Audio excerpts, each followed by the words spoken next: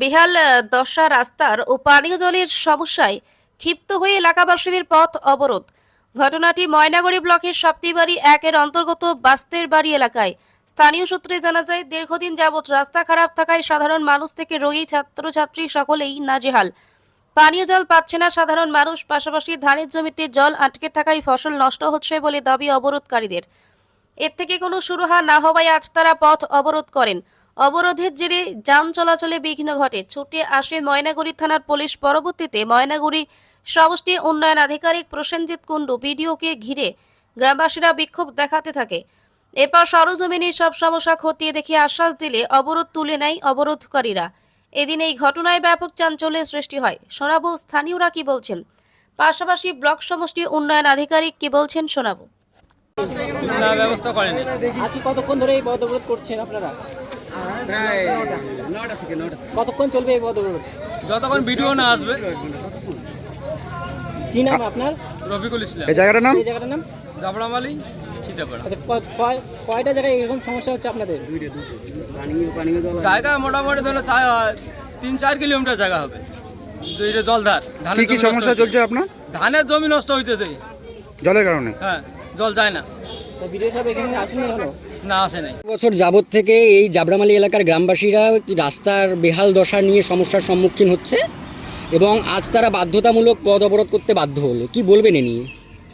এ নিয়ে আমার তো বিগত দিনের অভিজ্ঞতা আমার নেই। আজকে আমি পঞ্চায়েত হওয়ার 2 বছর হচ্ছে। এই 2 বছর থেকে আমি আপ্রাণ কথা দিয়েছি জনসাধারণকে যে আমি যতটুকু পারি আমি রাস্তাঘাটের উপরেই লক্ষ্য রেখে কাজটা করব। এবার আমি তার জন্য আজকে WSRD থেকে পাস করে নিয়ে আসি প্রধান ম্যাডাম এবং পূর্ত দপ্তর থেকে, যে এখান থেকে বাসতে বাড়ি মোড় থেকে হাজির বাড়ি পর্যন্ত রাস্তাটা পাকা হবে। সেটা কালকে ইন্সপেকশন হয়ে গেছে। সেই ইন্সপেকশনে আমিও ছিলাম, প্রধান ম্যাডামও ছিল, পূর্ত দপ্তরের কাছ থেকে উনিও ছিল। থেকে আমরা সবাই মিলে ইন্সপেকশন করছি এই রাস্তায় কোথায় কালভার্ট, কোথায় হিমপাইপ, কোথায় গার্ডওয়াল, সবগুলোই হবে। পানীয় জলের একটা সমস্যা। এবার পানীয় জলের সমস্যা নিয়ে আমরা গ্রামবাসীকে আমি বলছি যে আপনারা গিয়ে PSCতে অবজেকশান করেন। সেখানে PSCতে অবজেকশান করা হয়েছিল, BDO স্যারকে ডেপুটেশন দরখাস্ত অ্যাপ্লিকেশান দেওয়া হয়েছিল। সেখানে আমরাও ছিলাম। তারপরে BDO স্যার এখানে ইন্সপেকশন করে গেছে। আজ অবধি কিন্তু পানীয় জলে কোনো সমস্যা নেই। বিষয়ে যে আমরা একটা খবর পেলাম যে ওনারা একটা পথ অবরোধ করেছে এবং ওনাদের যে দাবিটা সেটা অনেকটাই আমরা ফিল্ডে দেখে গেলাম যে রাস্তাটা সত্যি ভগ্নদশায় আছে।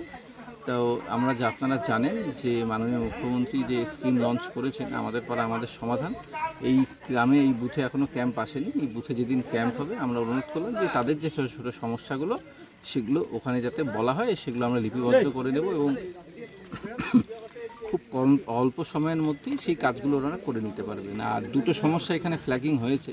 একটা হচ্ছে ইরিগেশনের চ্যানেলটা, যেটা দেখলাম যে সেখানে জল বেরোনোর যে জায়গাটা সেটা অপর্যাপ্ত রয়েছে। আমরা ইরিগেশন দপ্তরকে জানাবো যাতে সেটা ওরা স্টেপ নিয়ে জল বের করার একটা ব্যবস্থা করে।